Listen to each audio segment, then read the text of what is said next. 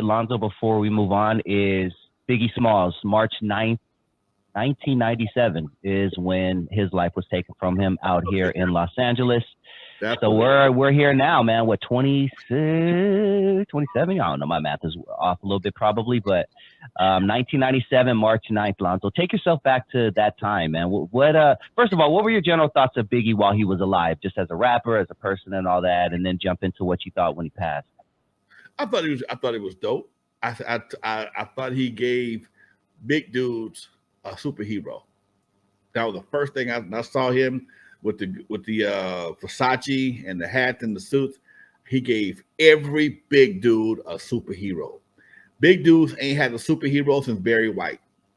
The last big black dude that gave black folks, black men, a superhero was Barry White, and we got one for hip hop. And he called a shot, ugly with down to the socks, and he sounded like he had a cold all the time to me. Oh yeah, man, yo, what's up, Puffy? Yeah, he sounded like he always had a cold to me, but the dude, he had good shit. But at that time, man, I was kind of sitting back watching hip hop, because hip hop had gotten crazy real quick. It went from being super dope to super dangerous. I refused to go to those events, go to any of those award shows. It was always some shit. And I'm sorry that Biggie died when he did, but like I said before, I liked him as an artist. I was rocking his shit. I never forget. I was taking me and my whole family.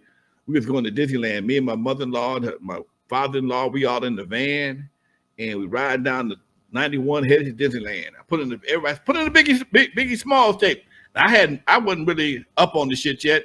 And the first thing he came out is, gotta get my dick sucked. I said, oh shit.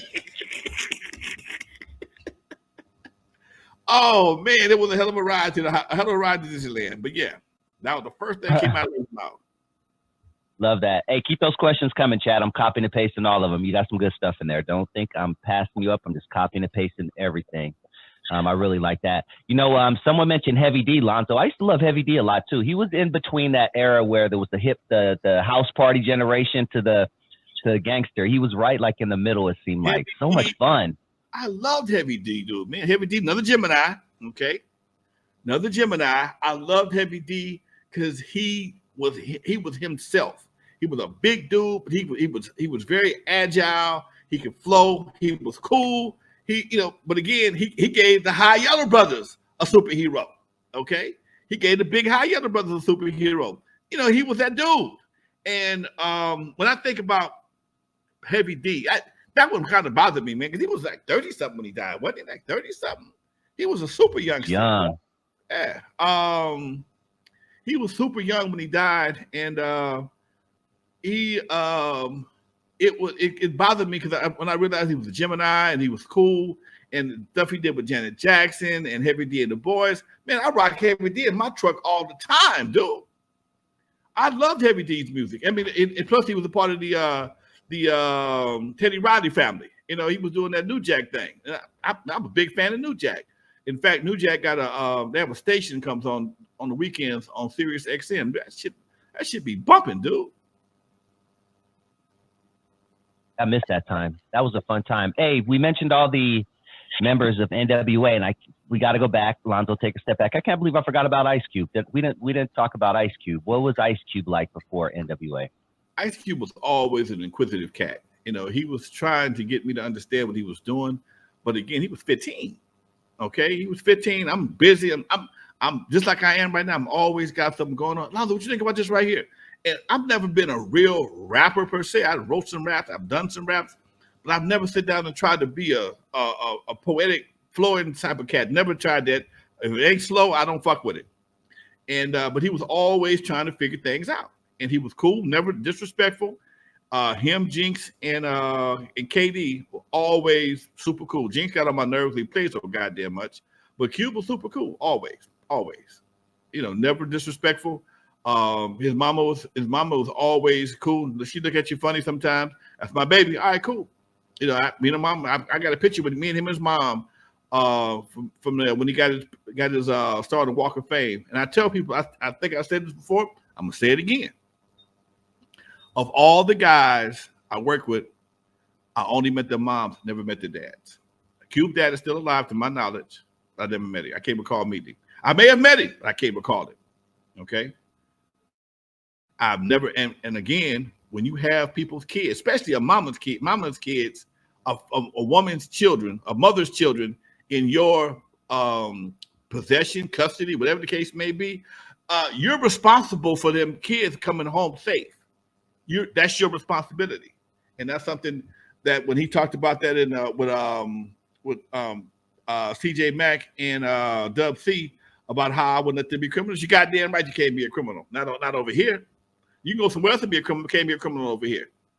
And that was something, as a responsible grown ass man, I couldn't let them do that, and that worked out for them. It worked, but it had to take it someplace else. And that sometimes being responsible can make you seem old, but being responsible can also make you seem responsible. Shit, that's all I wanted to do. I didn't give a damn about looking old. And that's something we missing in hip hop right now. Ain't nobody taking responsibility for shit. It's amazing. Think about this for a second, folks. You can get canceled for telling a joke, but you can talk about your asshole, your pussy being pink, your asshole being brown, and nobody say shit. Motherfuckers will defend you. They will defend your ass. But you tell a joke about different communities, anybody from the LGBT community, you're going to get canceled. I got to watch what I'm saying for fear of getting canceled. But meanwhile, you got artists that can talk about their body parts in very vivid description, what they're going to do, how they're going to do it, and everybody thinks it's cool. And that confuses the shit out of me. You know, it's almost like you read my mind, because the next question I wanted to ask you was from Strictly Funk. And what do you know or remember about hoes with attitudes? Specifically, he wants to know if you have any baby girl stories, but also I want you to take yourself back to whenever they came out, 91, 89, 90, 91. To call yourself a hoe with an attitude, that was probably a pretty big deal too back then, right? Back then, dude, that was like almost a kiss of death. You know, they did okay, but they was ahead of their time. They weren't ready for that yet. You know, niggas with attitudes, yeah, they got past that. Hoes with attitudes, not ready yet. Not ready. Get back. Give us a few more years. That's basically how I feel. That was the outcome of that particular situation. America wasn't ready for that yet. Hip hop wasn't ready for that yet. I mean, they weren't bad rappers, but it's just we hadn't been prepared for that situation yet. Yeah, that makes sense, because just maybe a short 3 years later, we had artists like Foxy Brown, Lil Kim, Trina, you know, start to make some noise. But yeah, 89.